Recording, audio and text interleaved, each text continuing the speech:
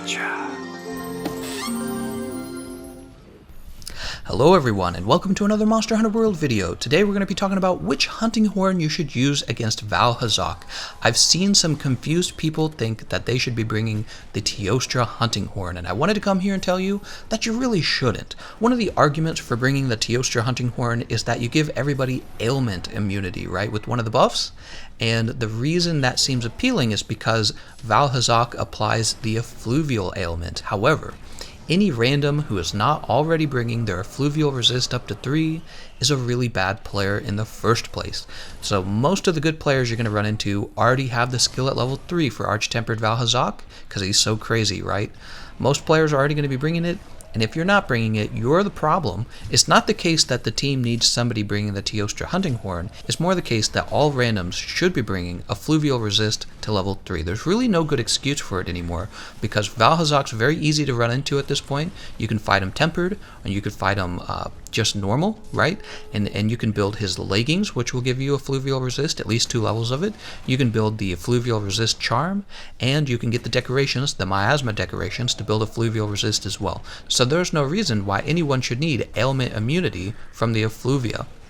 And it turns out Teostra's hunting horn doesn't really do enough damage. After you get rid of that one thing that it does well, it really doesn't do enough damage. So we take a look at the other hunting horns to try and figure out which one is the best one. And my choice is definitely the Anja Barone. This hunting horn had caught my eye in the past because it had very high raw, that is, its attack value is pretty high. However, it didn't really ever compete with Deep Vero because it lacks the white sharpness bar, and elemental damage on a hunting horn isn't really that valuable. So Anja Barone, it gets 450 fire damage, but you know, that's not a big difference. I don't ever build for fire either. I ran some tests where I built crit element, but you're getting like 7 to 10 more damage per strike. It's really nothing to get excited about, especially because you're going to have to give up armor set pieces that would have been more efficient if you'd taken something else, like the new Empress armor pieces, for example, right? So I didn't build crit element because it doesn't give the build enough. Another sad thing about the Anja Barone is no white sharpness bar. That little damage multiplier is, you know, it's very meaningful, but it does have the high raw attack, and the fire element is useful against Vaal Hazak, so it's going to be getting a decent chunk of damage every time you land a hit on Vaal Hazak. What's more important here are actually the buffs. So the first thing I would say is the horn does more damage than Teostra per strike, and then the buffs are more valuable. You have the health recovery medium buff on Anja Barone. So here you have a harder hitting horn, and one of the reasons why it's going to be able to hit decent numbers on Vaal Hazak is because both that it has high raw and it has a decent chunk of fire damage that's going to boost its damage just a little bit as a horn. But then you also get health recovery. And this is actually an easy melody to stock. It doesn't look like it. It has 4 notes, but 2 of those notes are flourish notes. So if you take the first flourish note and pick up I'm going to call them note 2s. The flourish notes are note 2s. They're the half notes with the little hats, right? So the second one, you activate that and you'll be able to pick up the note 1 right afterwards, right, as part of the flourish. And then the last note, which is also a half note or a note 2 or a flourish note, so you can call it all kinds of things, but you'll notice you can use that and you can pick up the note 3 as well. So you can stock health recovery medium pretty quickly, basically in 2 notes throughout the fight. And so what you got here, a harder hitting horn with health recovery medium, wind pressure negated. Vaal Hazak now has wind pressure, defense up large, right? So this is a horn that can heal and give out defense, and it gives out stamina use reduced. I don't know how helpful that'll be. Marginally helpful probably.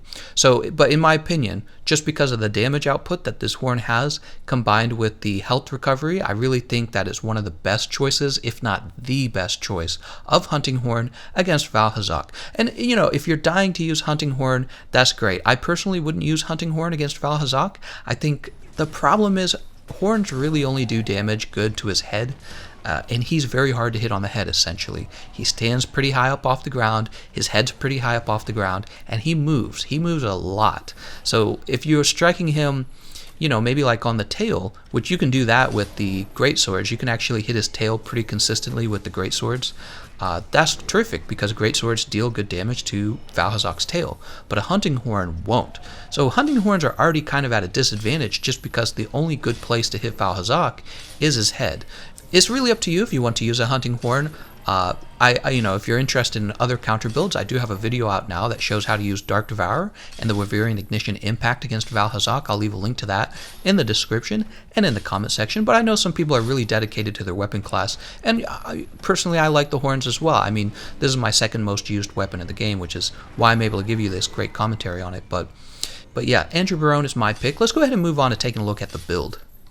Okay, so as usual, I'm going to talk about the skills that I prioritized. Horn Maestro must go on to the build. Horn Maestro extends the duration of the buffs. This is going to keep the defense up buff going, this is going to keep the wind pressure buff going, and this is going to keep the stamina reduced buff going. So you really do want Horn Maestro. Next, I kind of want to point out that Empress Crown Beta isn't necessarily the most efficient headpiece you could have gone with. You could have actually gone with the eye patch, the Dragon King eye patch. However, I want those 2 levels of evade extender. I don't know why. I have recently really fallen in love with that skill. I think it really adds a lot to the character's movement, and this is especially useful versus Vaal because he's got a huge body, so whenever he attacks, you kind of need to pass more distance than you normally would in order to get out of the range of that attack. So if you pair that with the self-improvement on a hunting horn, it's actually feeling pretty good. You're able to roll further distances and move around faster. So, and that's just an aside. If you want Dragon King Eye Patch, you'll get an extra level 2 decoration slot. But I didn't really need it, so I just, I moved on without it. Why don't we talk about the skills that I want most on the build? Basically a combination of Max Might, Weakness Exploit, and Critical Boost 3. So you get all 3 of those onto the build. This is pretty standard for all hunting horns. After that, I would say Handicraft 3, so that you're not always resharpening your build. I get Handicraft 3 using the Handicraft Charm 3 because it gives you 3 whole levels rather than 2 levels, which is what you normally get from a charm. After that, you'll notice Effluvia Resist definitely should be on the build as well, for obvious reasons. And then besides that, the armor pieces that I've chosen give me Wide Range and Tool Specialist. Both of those are pretty good choices. Wide Range is going to let me heal my teammates a little bit anytime I stop to drink a potion, and Tool Specialist is going to help me get back the Health Booster and the Rocksteady Mantle sooner. So this is pretty efficient build all the way through. Even the Stun Resist is useful, right? Because Vaal Hazak could potentially stun you. And what you'll do is when you get into the build, you'll drop off your passive buffs, right? Your self-improvement, stamina use reduce, defense up large, wind pressure, and then after you've gotten those up, you'll just start spamming the health recovery medium. Now, one of the things I want to mention is don't get too hung up on healing your team. Take care of yourself first. Don't let yourself die, right? Don't become a problem for your team. Always take time to read the monster. Don't just go in and spam your attacks on him. Vaal Hazak's very dangerous, so you need to take your time with them. And try to stick around his head if you can.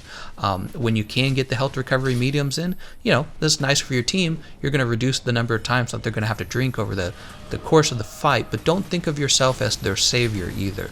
It's very easy to get into that mindset because it's exciting to see how much you can heal. I think it's more important to get the defense up large, keep that going, okay? And then you can worry about getting the health recovery in as well. Alright, well that's everything I have to say about hunting horns and Arch Tempered Vaal Hazak. Don't bring the Teostra hunting horn into the fight. You can consider bringing Deep Vero just because Deep Vero can increase the amount of health you have, right? And it can give everyone the attack up large buff, and it also has the wind pressure buff, right? So you can consider Deep Vero as well. It's not a bad choice at all. But this is probably my top choice just because you're able to spam the heal, and I think that the heal is one of the most valuable skills in the fight against Arch Tempered Vaal Hazak right now, just because his DOT is so strong. Alright, well I want to thank you all for watching, and I'll see you guys next time.